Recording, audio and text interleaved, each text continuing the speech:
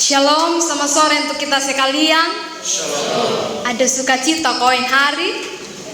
Kenapa tidak senyum ini kalau ada sukacita? Mari berikan senyum terbaik kita kepada sesama kita, terkhusus untuk saya di depannya. Baik, Bapak Ibu, saudara-saudari yang terkasih dalam nama Tuhan Yesus Kristus. Bagaimana dengan kehidupan kita? Apakah mungkin kita ada dalam situasi kekeringan? Kekeringan spiritual kita. Apakah mungkin kita ada dalam pergumulan? Masalah keluarga, kekeringan di dalam keluarga, masalah keluarga yang tidak kunjung selesai. Masalah dalam pekerjaan, masalah dalam pendidikan kita, studi kita sebagai anak-anak muda. Dan yang pada akhirnya membuat kita ragu akan Tuhan. Dan pada akhirnya membuat kita beralih daripada Tuhan, yang membuat hati kita keras. Ya, seperti dalam firman Tuhan ini tema kita tadi, jangan keraskan hatimu. Keras hati yang dimaksud di sini adalah sikap ketidaktaatan kita. Sikap perlawanan kita, keengganan seseorang untuk mendengarkan atau menaati atau bahkan berbalik dari dosa.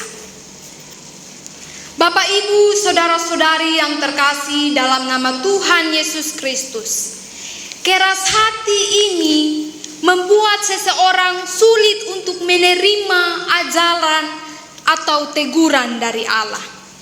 Bahkan dari keras hati ini kita melupakan apa yang menjadi tanggung jawab kita sebagai orang Kristen.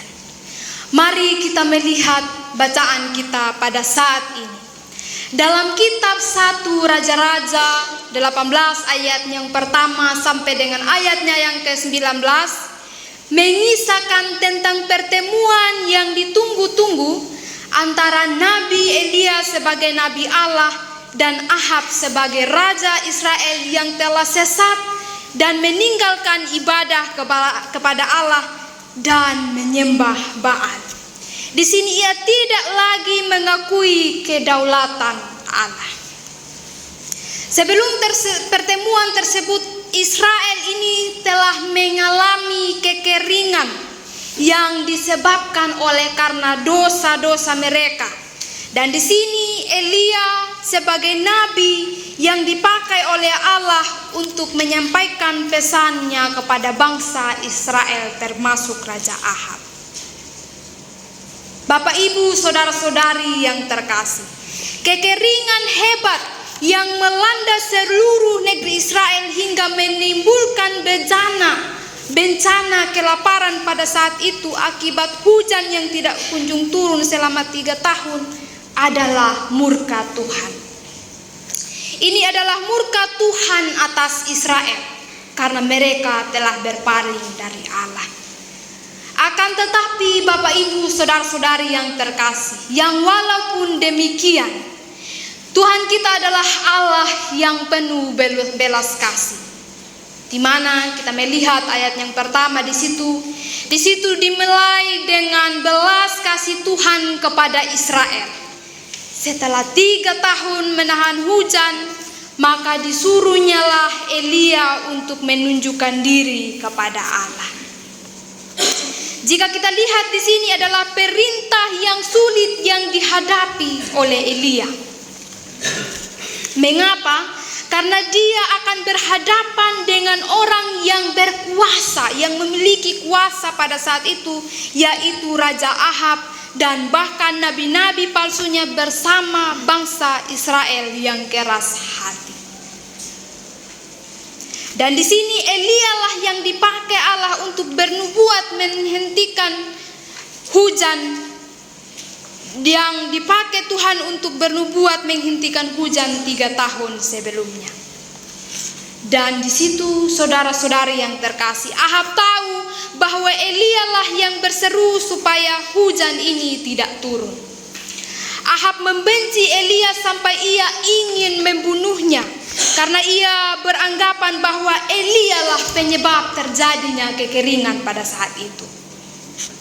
Di ayat yang ketiga sampai dengan keempat di sana, Elia memanggil Obadja untuk mempertemukannya kepada Ahab. Elia percaya kepada Obadja karena ia adalah orang yang takut akan Tuhan dan menyelamatkan 100 nabi-nabi Allah, dikatakan, dari buruan Isabel istri Ahab. Berada di posisi Obadja juga adalah hal yang sulit. Kenapa? Karena dia sendiri ada di tengah-tengah orang-orang Israel, orang-orang yang keras hatinya dan menyembah Baal. Dan di ayatnya yang kelima dan keenam di sini kita diperlihatkan bagaimana egoisnya Ahab ini yang mementingkan dirinya sendiri. Ia meminta Obadja untuk berpencar dengan dirinya, mencari rumput dan air untuk hewan ternaknya. Dia tidak lagi memikirkan bagaimana bangsa itu harus makan dan minum, tetapi dia hanya memikirkan harta kekayaannya. Dia hanya memikirkan apa yang menjadi materialnya daripada spiritualnya.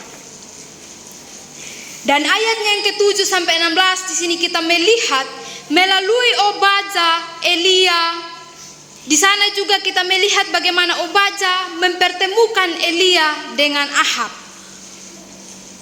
Tetapi yang walaupun demikian Obadja ini sangat takut karena ia tahu betapa kerasnya hati Raja Ahab ini. Dan ketika ia mempertemukan Elia dan Ahab, Ahab langsung menyalahkan Elia atas kekeringan yang terjadi yang menimpa bangsa Israel. Ia menganggap bahwa perkataan Elia ini menyebabkan Baal yang mereka sembah itu Baal kesuburan yang menurut mereka yang dapat menurunkan hujan tidak bekerja.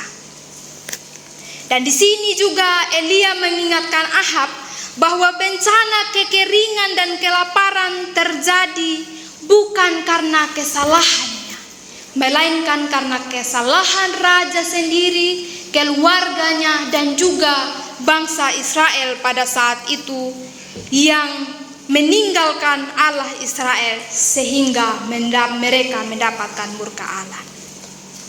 Bapak, Ibu, saudara-saudari yang terkasih dalam nama Tuhan kita Yesus Kristus, di sini kita melihat bahwa ketika orang yang hidupnya sudah ada dalam dosa yang luar biasa dan keras hati, sama seperti Raja Ahab, maka ia tidak lagi bisa membaca kesulitan-kesulitan yang dialami itu sebagai teguran Tuhan agar bertobat.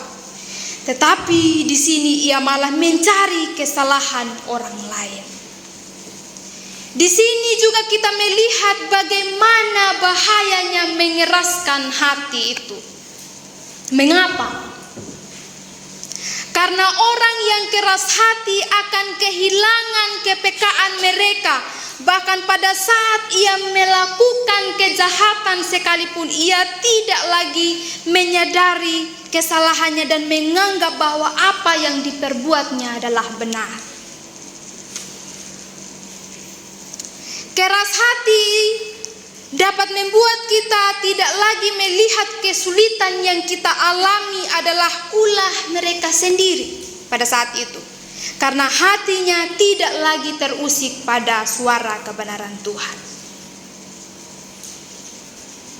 Di dalam kehidupan kita hari lepas hari, contoh, mungkin kita adalah seorang penjudi. Dan ketika kita melakukan judi, Tuhan memakai anak atau orang tua kita atau istri kita untuk menasihatkan kita. Tetapi karena kerasnya hati kita menolak nasihat itu, bahkan kita marah kepada keluarga kita yang dipakai Tuhan untuk menasihatkan kita. Dan pada akhirnya ketika kita sudah rugi mungkin dalam perjudian, maka timbullah keributan dalam keluarga. Dan bahkan kita tidak lagi melihat diri kita sendiri, kita kembali menyalahkan orang yang memberikan nasihat kepada kita. Atau mungkin kita sebagai anak muda, ada orang tua, ada saudara kita yang menasihatkan kita untuk tidak terjerumus dalam pergaulan bebas. Kita kadang sering katakan, mama, bapak tidak mengerti perkembangan zaman. Dan pada akhirnya ketika kita jatuh pada suatu hal yang membuat kita batal dalam studi kita mungkin akan menyalahkan orang tua, menyalahkan orang lain, dan bahkan seringkali kita menyalahkan Tuhan. Atau mungkin kita adalah seorang pemabuk, pecandu. Ada orang yang mengingatkan kita untuk tidak terjerumus di hal-hal yang demikian. Tetapi karena keras hati kita, dan kita tahu bahwa minum alkohol yang berlebihan itu mempengaruhi kesehatan kita. Ada pengaruh buruk. Dan dari alkohol juga itu kita mungkin akan jatuh dalam pertikaian kita antara sesama. Dan di situ terkadang kita menyalahkan orang lain, dan ketika kita sakit dari perbuatan kita tak jarang menyalahkan Tuhan. Bapak, Ibu, saudara-saudari yang terkasih, bahkan hati kita yang keras akan membenci orang yang memberi nasihat kepada kita. Kita tidak mau lagi ditegur, tidak lagi mau memperdulikan orang lain, dan bahkan membuat kita melupakan Tuhan. Bapak, Ibu, saudara-saudari yang terkasih, di sini juga kita melihat ada dua sisi yang perlu kita perhatikan. Yang pertama, Allah itu adil. Sehingga apabila kita melanggar kehendak Allah dan berbuat dosa sama seperti Ahab dan bangsa Israel pada saat itu, yang walaupun sering dinasihati namun tetap keras hati, maka murka Tuhan akan kita terima. Yang kedua, Allah ialah pengasih dan pengampun. Sekalipun mungkin kita telah berbuat dosa dan mendapatkan murkanya, dan menyadari kesalahan kita serta bertobat, maka pengampunan Allah selalu terbuka. Belas kasih Allah selalu diberikan kepada kita. Sama seperti di ayat yang pertama, bagaimana Allah itu begitu memperdulikan bangsa Israel yang walaupun ia sudah murka. Bapak, Ibu, saudara-saudari yang terkasih dalam nama Tuhan Yesus Kristus, mari kita ingat bahwa Tuhan bisa pakai berbagai cara untuk menegur kita. Kita harus belajar peka terhadap situasi hidup yang kita alami dan tidak mengeraskan hati. Kalau mungkin saat ini kita ada di posisi Nabi Elia yang terus berjuang menasihati dan mengarahkan orang-orang terdekat kita kepada jalan Tuhan, mari kita terus menasihati dan jangan pernah menyerah. Atau mungkin pada saat ini kita ada di posisi Obaja yang mungkin hidup di tengah-tengah orang yang keras hati. Kita tidak terjerumus untuk keras hati, namun kita tetap pada jalan Tuhan. Kalau mungkin saat ini kita sama seperti Raja Ahab dan bangsa Israel yang keras hati, mari kita peka dan berjalan kembali kepada jalan Tuhan. Bertobat dan jangan keraskan hatimu. Tuhan Yesus memberkati kita dengan firman-Nya. Amin.